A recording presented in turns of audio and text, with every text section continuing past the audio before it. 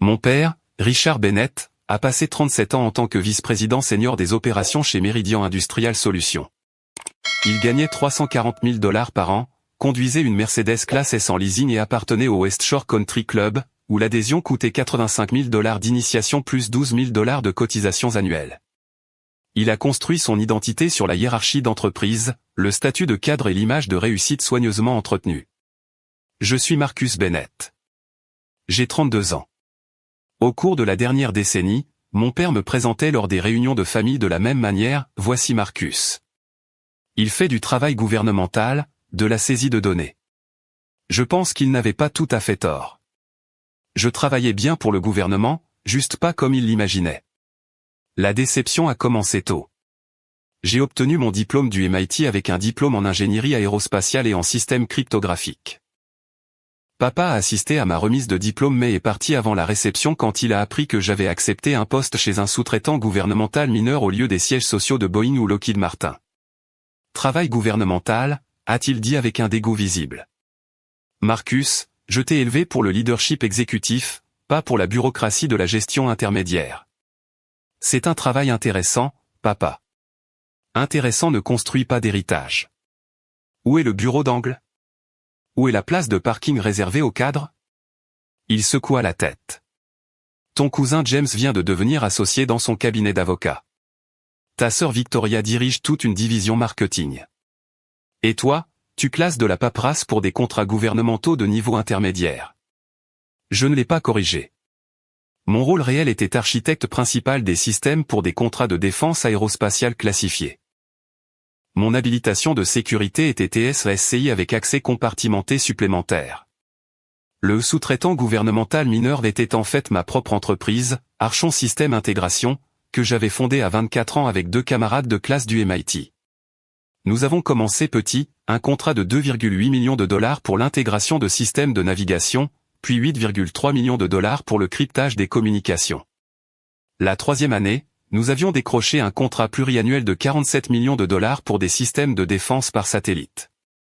À la 7e année, nos contrats gouvernementaux annuels totalisaient 186 millions de $, et nous nous étions développés dans le conseil aérospatial pour 3 entreprises du Fortune 100. L'année dernière, la valorisation totale d'Archon a atteint 340 millions de $.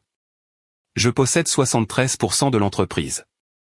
Mais papa ne m'a jamais posé de questions sur mon travail. Il me demandait mon titre, la taille de mon bureau, si j'avais des gens sous mes ordres. Quand je mentionnais que j'avais une équipe, il supposait que je parlais d'un petit groupe de collègues commis à la saisie de données. Lors des réunions de famille, le contraste était constant et délibéré. La division de Victoria a généré 15 millions de $ de nouvelles affaires ce trimestre, a annoncé papa au dîner de Noël il y a 2 ans. Elle est pressentie pour devenir VP du marketing. Et James vient de conclure une fusion d'une valeur de 40 millions de $. Son cabinet le nomme associé. Maman rayonnait. Nous sommes si fiers. Papa se tourna vers moi. Marcus, comment va le boulot au gouvernement? Occupé? De bons projets? Toujours à faire de la saisie de données? Quelque chose comme ça. Eh bien, soupira-t-il, comme si j'étais une déception qu'il avait appris à tolérer. Un travail stable et respectable, je suppose. Tout le monde ne peut pas gérer la pression des cadres. Victoria eut un sourire en coin dans son verre de vin. James, mon cousin, hocha simplement la tête avec sympathie comme si j'étais quelqu'un à plaindre. Le tournant est arrivé il y a 6 mois. Papa a annoncé sa retraite lors du brunch du dimanche. 37 ans, a-t-il déclaré. Je prends ma retraite en tant que vice-président senior avec tous les avantages et la pension de cadre. Meridian organise une célébration de départ à la retraite au West Shore Country Club. Réception exécutive en tenue de soirée. Le PDG va parler. Les membres du conseil d'administration seront présents. Le président de notre société mère vient de New York. C'est merveilleux, papa, a dit Victoria. Quel accomplissement. Ça l'est. Papa me regarda directement. Marcus, je dois discuter de ta présence. J'ai posé mon café. D'accord. C'est un événement professionnel pour cadres. Des dirigeants, des membres du conseil, des leaders de l'industrie. L'invitation dit une réception exécutive en tenue de soirée. Il y a une différence entre la réussite professionnelle et le simple fait d'être présent. Maman lui toucha le bras. Richard. Je suis honnête, Patricia. Marcus travaille dans la saisie de données pour un entrepreneur gouvernemental. Il sera entouré de gens qui lui demanderont ce qu'il fait, où il travaille, quel est son titre. Ce n'est pas son environnement. Papa, je peux porter un smoking et faire la conversation. Ce n'est pas une question de smoking. Sa voix avait ce ton d'autorité d'entreprise. C'est une question de contexte. Tu serais la seule personne là-bas sans poste de direction ou réussite commerciale significative.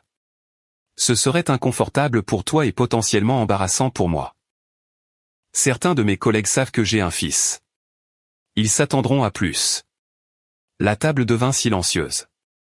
Tu me désinvites de ta fête de départ à la retraite? Je suggère que ta présence abaisserait le niveau de l'événement. Ce sont des gens avec qui j'ai travaillé pendant des décennies.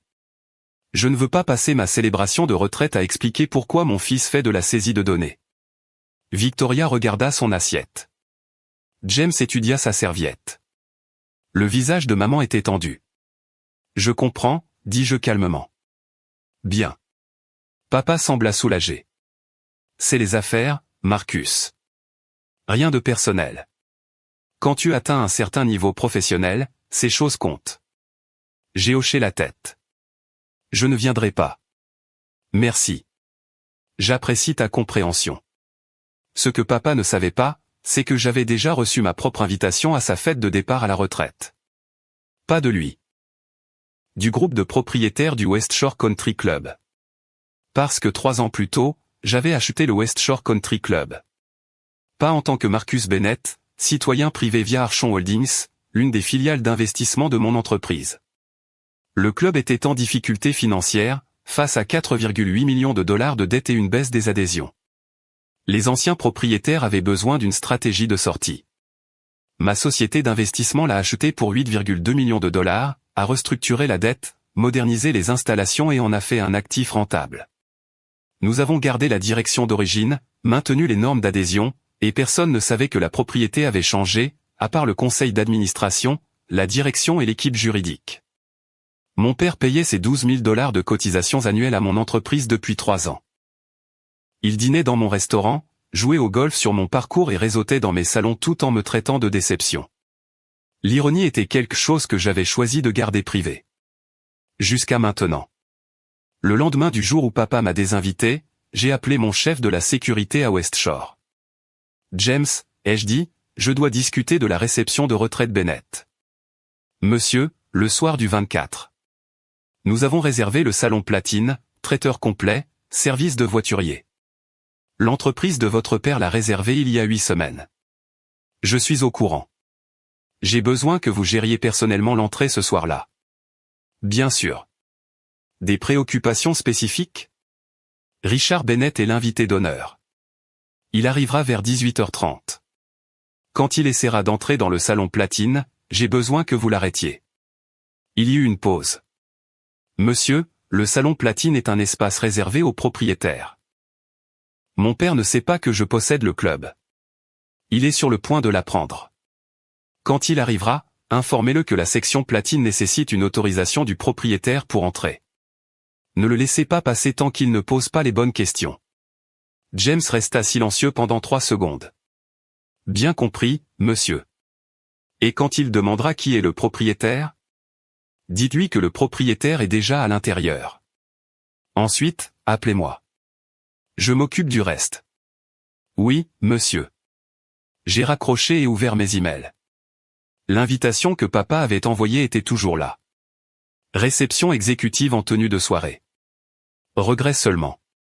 J'ai répondu par un mot, d'accord. Puis j'ai appelé mon assistante exécutive chez Archon. Michel, j'ai besoin que vous prépariez un dossier. Quel genre? Tout. Valorisation de l'entreprise, contrats gouvernementaux, habilitation des installations, liste des clients. Les parties non classifiées. Incluez les documents d'acquisition du West Shore Country Club, les états financiers des 3 dernières années et mon résumé de valeur nette personnelle. Imprimé dans un classeur en cuir. J'en ai besoin pour le 24. Le jour de la fête de départ à la retraite de votre père? Exactement. La soirée du 24 avril était claire et fraîche. Je suis arrivé à West Shore à 18h, 30 minutes avant l'heure officielle du début de la réception. Je portais un smoking Tom Ford sur mesure, une montre Patek Philippe et le classeur en cuir que Michel avait préparé. James m'a accueilli à l'entrée privée du propriétaire. « Bonsoir, monsieur Bennett. »« Bonsoir, James. »« Tout est prêt ?»« Monsieur, le salon platine est entièrement installé. Le traiteur est en place. Le groupe de votre père est attendu à 18h30.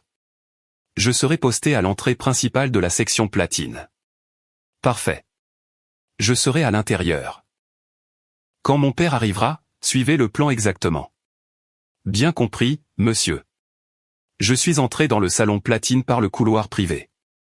L'espace était impeccable. Fenêtre du sol au plafond donnant sur le parcours de golf, lustre en cristal, bar privé, places assises pour 80 invités. Mon entreprise avait dépensé 340 000 $ rien que pour rénover cette salle. J'ai pris place à une table d'angle avec une vue dégagée sur l'entrée principale. J'ai commandé un scotch et ouvert le dossier, examinant les documents dont je pourrais avoir besoin. À 18h32, j'entendis des voix élevées venant du couloir d'entrée. « Monsieur, je dois voir votre autorisation. »« Autorisation ? Je suis l'invité d'honneur. C'est ma fête de retraite. » C'était la voix de papa, déjà frustré. J'ai posé mon scotch et attendu. « Je comprends, monsieur, mais le salon platine est réservé exclusivement aux invités du propriétaire ce soir. J'ai besoin d'une confirmation que vous êtes autorisé à entrer dans cette section. » Autorisé ? Mon entreprise a réservé cette salle il y a 8 semaines. Nous avons payé 18 000 $ pour cet espace. La réservation est confirmée, monsieur.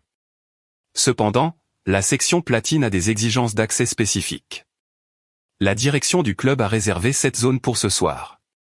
Je dois vérifier votre autorisation. C'est absurde. La voix de papa devenait plus forte. Je suis membre de ce club depuis 15 ans. Savez-vous qui je suis ? Oui, monsieur Bennett. Vous êtes l'honoré de ce soir. Cependant, la politique du club exige. Appelez votre responsable. Appelez le président du club. C'est scandaleux. James resta calme. Monsieur, je suis directement les instructions du propriétaire. Le propriétaire du West Shore Country Club a réservé cette section. Si vous souhaitez entrer, je dois confirmer que vous êtes sur la liste des invités autorisés. Il y eut une pause dangereuse. Qui possède ce club ? Les informations sur la propriété sont privées, monsieur. Cependant, le propriétaire est actuellement à l'intérieur du salon platine. Souhaitez-vous que je me renseigne sur votre autorisation ? Oui. Immédiatement. J'entendis James parler doucement dans sa radio. Sécurité au propriétaire. Monsieur Richard Bennett est à l'entrée platine et demande une autorisation. Je me levai, ajustai ma veste et marchai vers l'entrée. Le dossier resta sur ma table. Je n'en aurais pas besoin tout de suite. Le couloir s'ouvrait sur le foyer d'entrée. Papa se tenait face à James, le visage rouge et furieux. Il portait un smoking, ayant tout l'air du cadre qui a réussi. Maman se tenait derrière lui, l'air mal à l'aise. Victoria et son mari étaient là, ainsi qu'environ 20 autres invités, tous habillés formellement, tous l'air confus et irrités. Papa était au milieu d'une phrase quand il m'a vu. Et je veux parler à quiconque possède ce club tout de suite parce que c'est le plus non professionnel. Il s'arrêta. Son visage passa par 3 expressions, confusion, reconnaissance et rejet. Marcus ? Qu'est-ce que tu fais ici ? Je t'ai dit de ne pas venir. J'ai souri poliment. Bonjour, papa. Victoria, tu n'étais pas invitée, dit papa sèchement. C'est un événement pour cadres. Je suis au courant. Alors pourquoi es-tu ici ? Et pourquoi es-tu à l'intérieur du salon platine ? Il se tourna vers James. C'est mon fils. Il n'est pas autorisé à être ici non plus.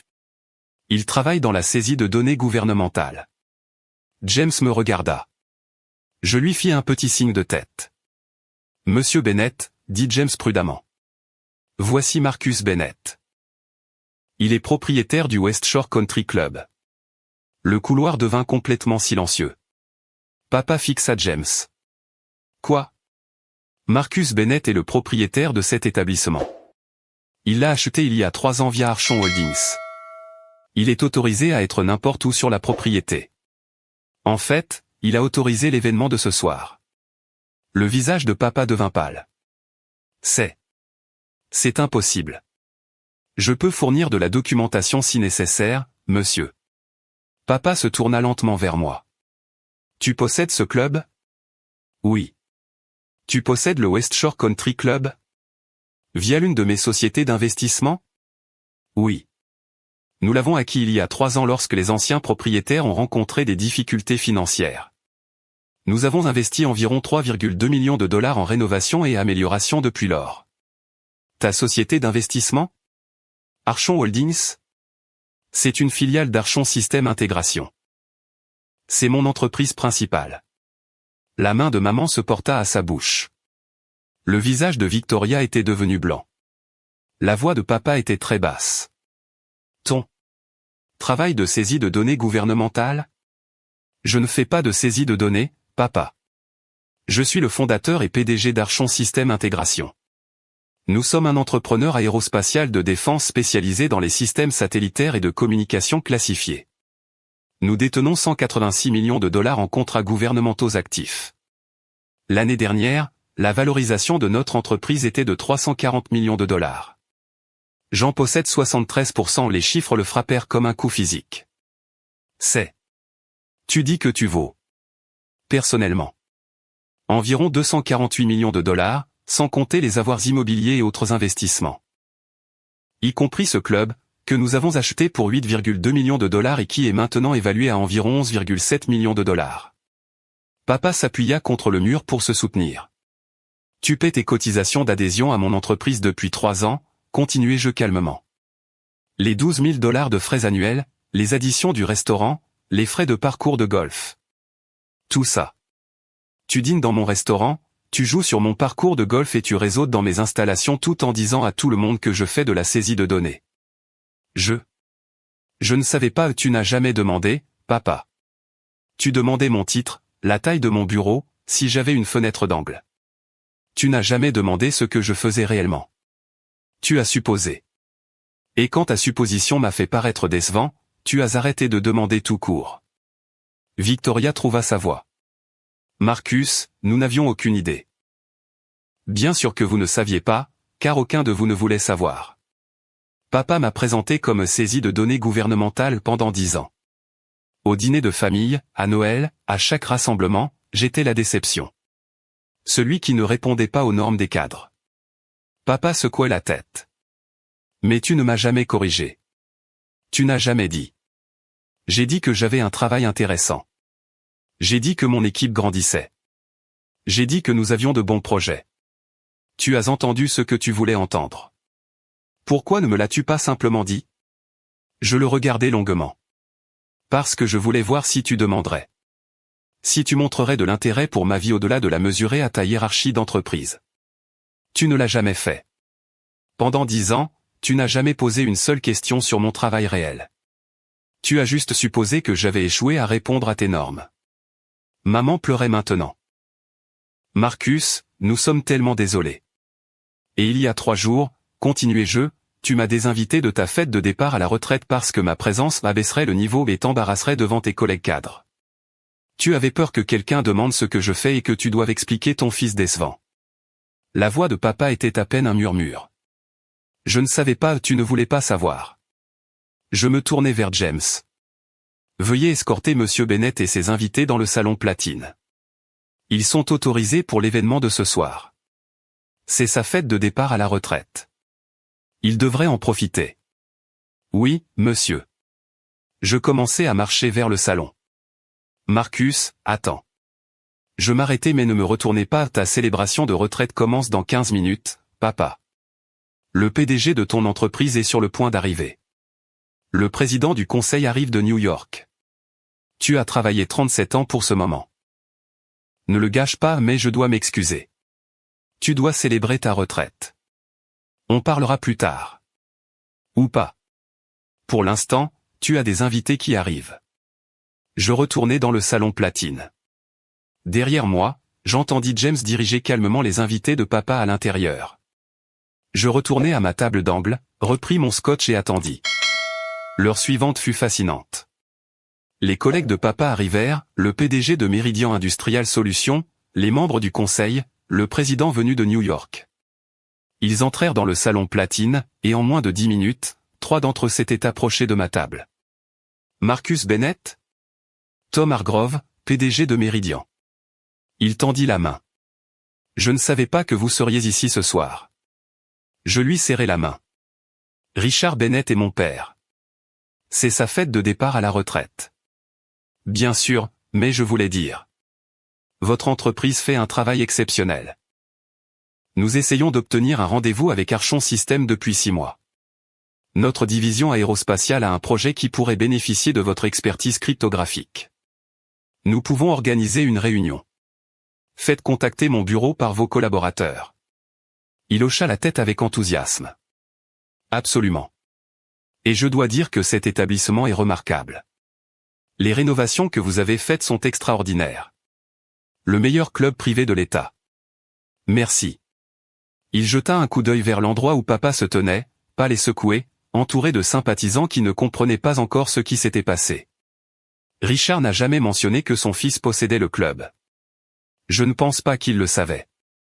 Les sourcils de Tom Hargrove se levèrent. Il ne savait pas que son propre fils possédait une entreprise aérospatiale de 340 millions de dollars? Nous ne parlons pas beaucoup travail. C'est regrettable. Il fit une pause. Eh bien, félicitations pour votre succès. Vous avez construit quelque chose de remarquable. 2 autres cadres s'approchèrent dans les 20 minutes suivantes. Les 2 connaissaient mon entreprise. Les 2 voulaient des réunions. Les 2 semblaient confus quant à la raison pour laquelle papa ne m'avait jamais mentionné. J'observais papa à travers la pièce. Il continuait de me jeter des coups d'œil, puis détournait le regard, puis revenait. Son discours de départ à la retraite était prévu pour 20 heures. Il ressemblait à un homme dont la vision du monde entier venait de s'effondrer. À 19h45, maman s'approcha de ma table seule. « Marcus, puis-je m'asseoir » ? « Bien sûr. » Elle s'assit prudemment, les mains jointes sur ses genoux. « Je ne sais pas quoi dire. »« Tu n'as rien à dire, maman. »« Si, je le dois. » Sa voix se brisa. « Nous t'avons laissé tomber. Ton père et moi tous les 2. Nous étions tellement concentrés sur ce à quoi nous pensions que le succès ressemblait que nous ne pouvions pas voir ce que tu construisais réellement. Tu as vu ce que papa voulait voir. Ce n'est pas une excuse. » Elle essuya ses yeux. « Tu as construit une entreprise extraordinaire. Tu as accompli plus que ce que n'importe lequel d'entre nous imaginait. Et nous t'avons fait sentir petit parce que ça ne rentrait pas dans notre définition étroite du succès. Je n'ai jamais eu besoin que vous compreniez mon travail, maman. J'avais besoin que vous ayez confiance dans le fait que je savais ce que je faisais. Nous aurions dû te faire confiance. » Oui. Elle resta silencieuse un moment. « Le discours de ton père est dans 15 minutes. Il est terrifié. Il ne sait pas quoi dire. Il devrait faire le discours qu'il a préparé. C'est sa soirée, sa retraite. Il l'a mérité. Après ce qu'il t'a dit, il a passé 37 ans à construire sa carrière. Ça compte. Ce soir devrait célébrer cela. Nous pourrons gérer notre relation plus tard. » Maman serra ma main. « Tu es un homme meilleur que nous ne le méritions. » Elle se leva et retourna vers papa. Je les vis parler doucement. Papa me regarda à nouveau, et cette fois je hochai la tête. Il devait avancer dans sa soirée. À 20 heures, le PDG de Meridian demanda l'attention. La salle se calma. Papa marcha vers le petit podium qui avait été installé près des fenêtres. Il regarda la foule de collègues, de cadres et de membres du conseil. Puis il me regarda. « Il y a 37 ans, commença-t-il, j'ai commencé chez Meridian en tant que jeune responsable des opérations. J'avais 26 ans, avide de faire mes preuves, déterminé à gravir les échelons.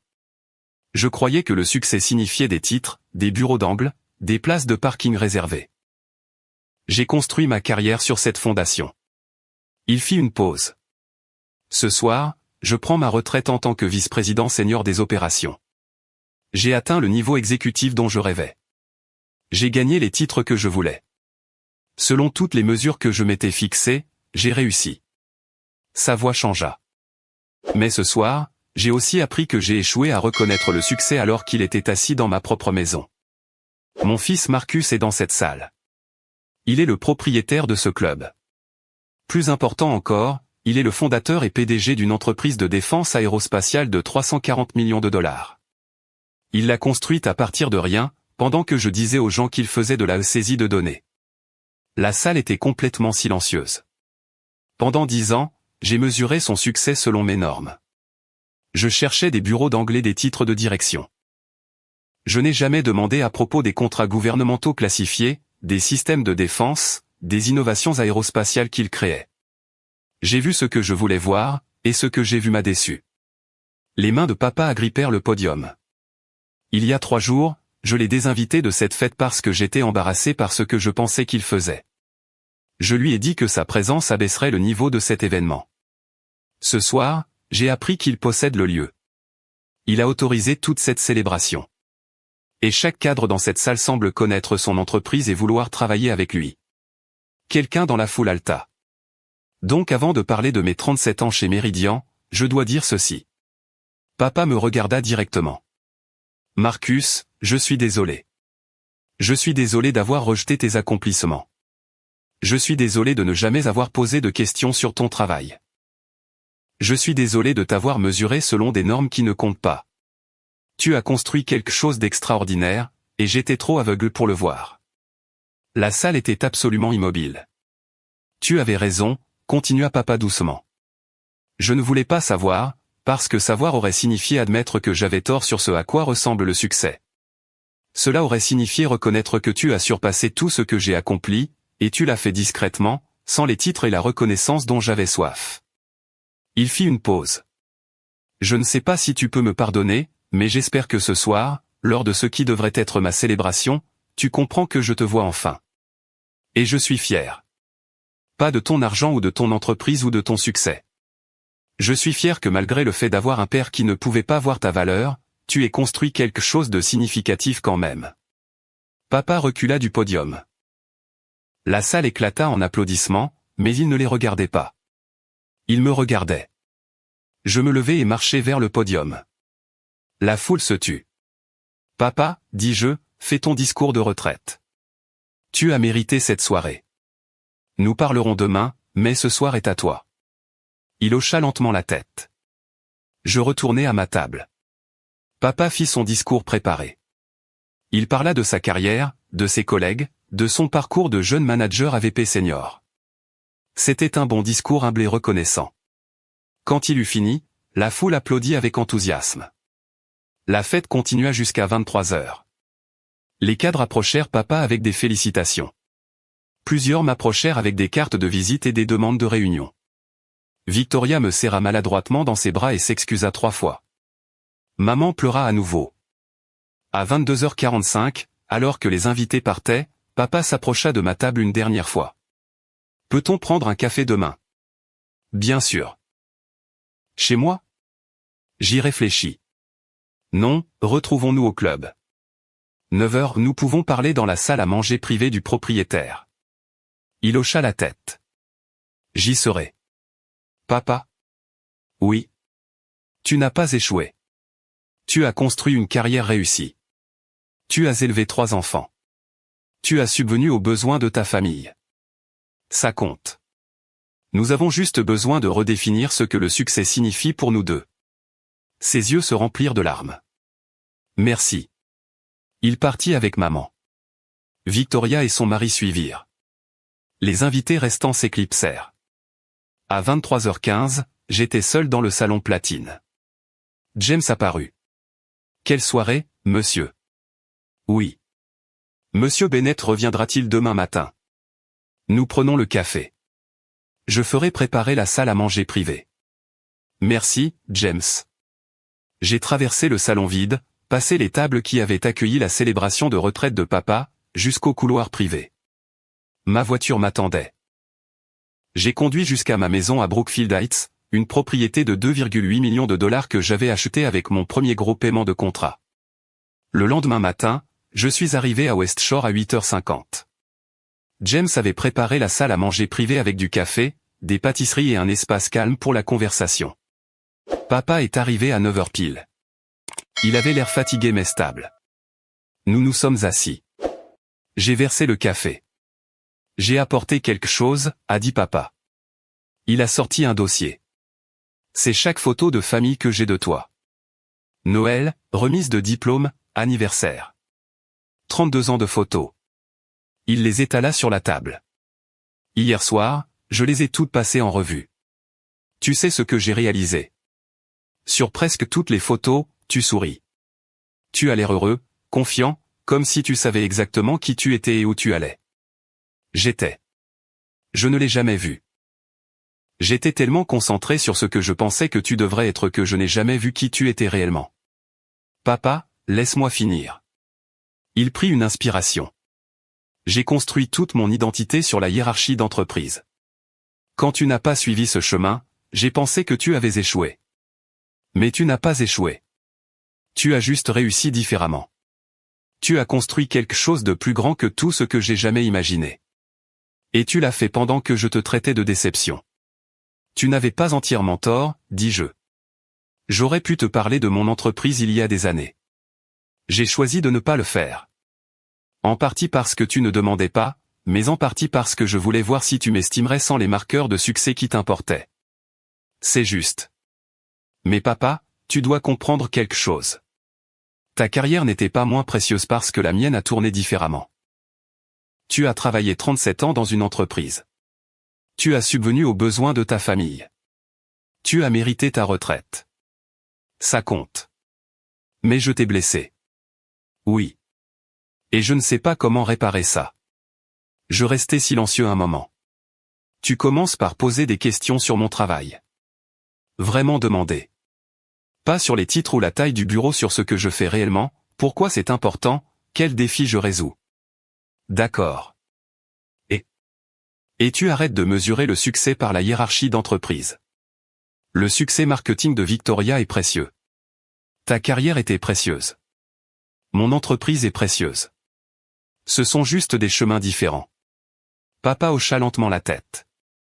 Puis-je demander maintenant? À propos de ton travail? Oui.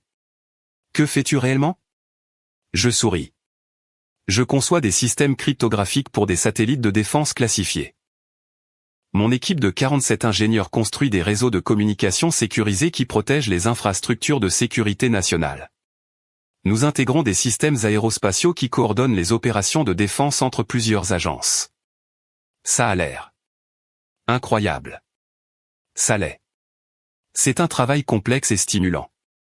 J'adore ça. Pourquoi ne me l'as-tu pas dit? La plupart est classifié. Je ne peux pas discuter des détails. Mais aussi. Tu n'as jamais posé de questions sur le travail lui-même. Tu demandais des titres et de la hiérarchie. Il n'y avait pas de point d'entrée pour la conversation réelle. Papa était silencieux. J'ai gâché 10 ans. Nous l'avons fait tous les deux. Mais nous ne sommes pas obligés de gâcher les 10 prochaines. Il leva les yeux. Non. Non, nous ne sommes pas obligés. Si tu veux vraiment savoir pour mon travail, mon entreprise, ma vie, je te le dirai. Mais ça doit être sincère. Pas parce que tu es impressionné par l'argent ou le succès. Parce que tu te soucies réellement de qui je suis. Je me soucie. Je me suis toujours soucié. Je l'ai juste terriblement montré. Alors on recommence aujourd'hui. Papa tendit la main à travers la table. Je la serrai. Marcus, ce que tu as construit est extraordinaire. Pas seulement l'entreprise ou l'argent, la façon dont tu as géré la soirée d'hier, la façon dont tu gères cette conversation. Tu es un homme meilleur que je ne t'ai appris à être. Tu m'as appris beaucoup, papa. L'éthique de travail, l'intégrité, l'engagement. Je l'ai juste appliqué différemment. Nous avons parlé pendant 2 heures de plus. Je lui ai montré le dossier que Michel avait préparé, les parties non classifiées de mon entreprise, les contrats dont je pouvais discuter, la trajectoire de croissance sur laquelle nous étions. Il a posé de vraies questions. Certaines qu'il ne comprenait pas, mais il essayait. À midi, nous sommes sortis ensemble. Sur le parking, il regarda le bâtiment du club. Tu possèdes vraiment ça? Oui. C'est remarquable ce que tu as construit. Merci. Marcus? Ouais. Puis-je parler de ton entreprise aux gens maintenant? Ou est-ce toujours classifié? Je souris. L'entreprise elle-même n'est pas classifiée. Tu peux le dire à qui tu veux. Bien. Parce que je suis assez sûr que la moitié des cadres d'hier soir veulent travailler avec toi, et j'aimerais me vanter de mon fils pour une fois. Fais-toi plaisir. Il me serra alors dans ses bras, fort. La première vraie étreinte depuis probablement une décennie. 3 mois plus tard, papa a assisté au dîner annuel des partenaires d'Archon. Je l'ai présenté à mon équipe, mes partenaires commerciaux, la liaison gouvernementale que je pouvais reconnaître publiquement. Il a posé des questions, écouté attentivement, et à un moment m'a chuchoté, je n'avais aucune idée que c'était ce que tu construisais. Tu sais? Je suis désolé que ça ait pris si longtemps. C'est bon, papa. On y est arrivé finalement. Victoria a commencé à poser des questions sur mon travail aussi. De vraies questions, pas juste un intérêt poli. Maman a visité mon bureau et rencontré mon équipe. Lentement, prudemment, ma famille a commencé à me voir tel que j'étais réellement, pas comme ils avaient supposé que je serais. Papa? Il a mis à jour sa façon de me présenter. Maintenant voici mon fils, Marcus. Il a fondé et dirige une entreprise aérospatiale de défense. Il fait un travail classifié que je comprends à peine, mais c'est extraordinaire. Vous voulez en entendre parler? Je possède toujours le West Shore Country Club. Papa y joue toujours au golf tous les samedis. Mais maintenant, quand il signe l'addition du restaurant ou réserve la salle de conférence, il sourit et dit, mon fils possède cet endroit. Vous savez, la semaine dernière nous avons pris un café à nouveau dans la salle à manger privée du propriétaire. Papa a posé des questions sur un nouveau contrat que nous venions de gagner 1,73 million de dollars pour l'intégration de la défense par satellite. J'ai expliqué ce que je pouvais. Il a écouté attentivement, posé de bonnes questions, et à la fin a dit, je suis fier de toi, Marcus. Pas à cause de l'argent ou du succès. Parce que tu n'as jamais laissé mon aveuglement t'empêcher de construire quelque chose de significatif. Merci, papa. Et merci de ne pas m'avoir abandonné. Après que je t'ai abandonné. Tu es mon père. Je n'allais pas abandonner. Il sourit.